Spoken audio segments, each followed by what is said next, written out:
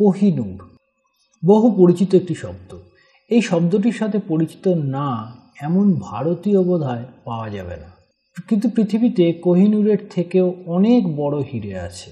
উদাহরণস্বরূপ লন্ডনের টাওয়ার মিউজিয়ামে কোহিনূরের থেকেও বড় একটি হিরে রাখা আছে, যার নাম কালিনান। তবে কেন তারা কোহিনূরের ছায়াতে হারিয়ে গেছে? কিভাবে কোহিনূর ধীরে ধীরে হয়ে উঠল কোহিনূর? কে করেছিল তার এই নামকরণ? সত্যিই কি কোহিনূর খুব প্রিয় ছিল মুঘল বাদশাদের? এসব নিয়েই প্রচ্ছন্ন ইতিহাসের আজকের ভিডিওটা যদি ভালো লাগে লাইক দেবেন, শেয়ার করবেন আর প্লিজ চ্যানেলটা সাবস্ক্রাইব করবেন। কোহিনূর, যার অর্থ জগতের আলো, পৃথিবীর সবথেকে আলোচিত রত্ন। যদিও মুঘলদের কাছে এই হীরের তেমন বিশেষ গুরুত্ব কিন্তু ছিল না, এমনকি এর নামকরণও হয় নাদির শাহর দ্বারা। মুঘলদের কাছে কোহিনূরের থেকেও প্রিয় ছিল আরও একটি হিরে, যা কোহিনূরের থেকে আকারে অনেকটাই বড় ছিল, যেটিকে বলা হয় দ্য গ্রেট মুঘল, যা বর্তমানে আর্লভ নামে আলোর বিচ্ছুরণ ঘটাচ্ছে রাশিয়ার ক্রেমলিন জাদুঘরে। তবে এই হিরেই যে দ্য গ্রেট মুঘল তার কোনো প্রামাণ্য নথি কিন্তু নেই। নাদির শাহ দিল্লি থেকে এত সম্পদ লুট করেছিলেন যে সেই সম্পদ নিরাপদে ইরানে নিয়ে যেতে তাকে 700টি হাতি, 4000 উট এবং 12,000 ঘোড়ার ব্যবস্থা করতে হয়েছিল। আর এই সম্পদের মধ্যে সব থেকে মূল্যবান ছিল 3টি হিরে। দ্য গ্রেট মুঘল, যার ওজন ছিল 787 ক্যারেট, দরিয়া-ই-নূর 182 ক্যারেট এবং কোহিনূর 190.3 ক্যারেট। এর মধ্যে মুঘলদের সবথেকে প্রিয় ছিল দ্য গ্রেট মুঘল।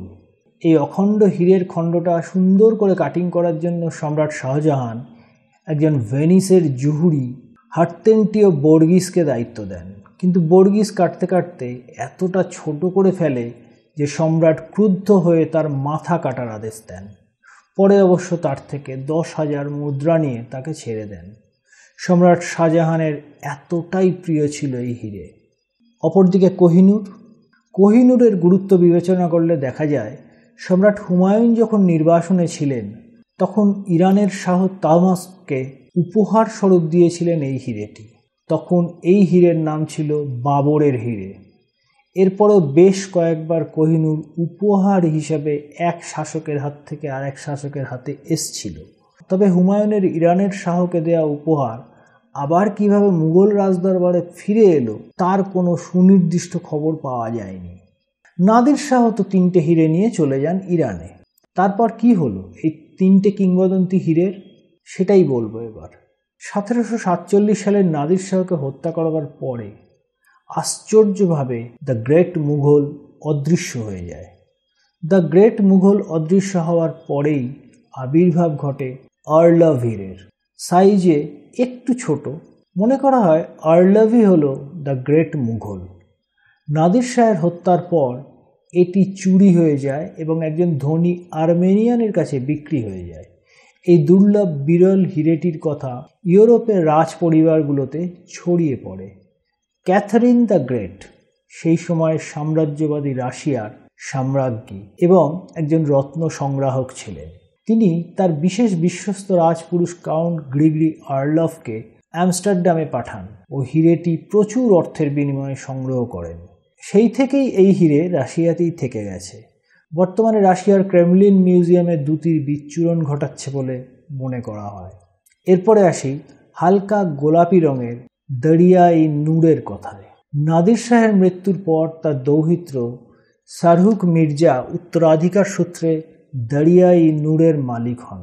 এরপর এই হিরে মধ্যপ্রাচ্যের বিভিন্ন শাসকের হাতে যায় এবং বর্তমানে এই হিরেটি পারস্যের রাজমুকুটের অংশ হিসেবে রয়েছে, যা তেহরানে অবস্থিত সেন্ট্রাল ব্যাংক অফ ইরানে রক্ষিত আছে। এবার আসি বহু চর্চিত কোহিনূরের প্রসঙ্গে। সাইজে ছোট এবং মুঘল বাদশাহদের উদাসীনতার শিকার হয়েও কিভাবে বিখ্যাত হয়ে উঠল এই কোহিনূর বা জগতের আলো? এই 3 হীরের মধ্যে সব থেকে পুরনো কোহিনূর। 13 শতকের গোলকোন্ডার পারিতালা কল্লুর খনিতে এর জন্ম। দরিয়া-ই-নূরের জন্মও হয়েছিল এই খনিতেও, যদিও তার বয়স কোহিনূরের থেকে অনেক কম। তবে কোহিনূরের কোহিনূর হয়ে ওঠার কারণ কিন্তু এটা নয়। এর একের পর এক হাত বদল হওয়ার জন্যেই কোহিনূর পৃথিবীর সর্বশ্রেষ্ঠ রত্নের তকমা পেয়েছে। এবার আসুন শুনি কোহিনূরের হাত বদলের ঘটনাগুলি। 13 শতকে জন্মের পর থেকে কাকাতিয়া রাজবংশের দখলে ছিল এই হিরে। তারা তাদের কুলদেবী ভদ্রকালীর বাম চোখে এই হিরেটি স্থাপন করেছিলেন। 14 শতকে কাকাতিয়া রাজবংশের পতন ঘটিয়ে এই হিরের দখল নেন দিল্লির খিলজি বংশ।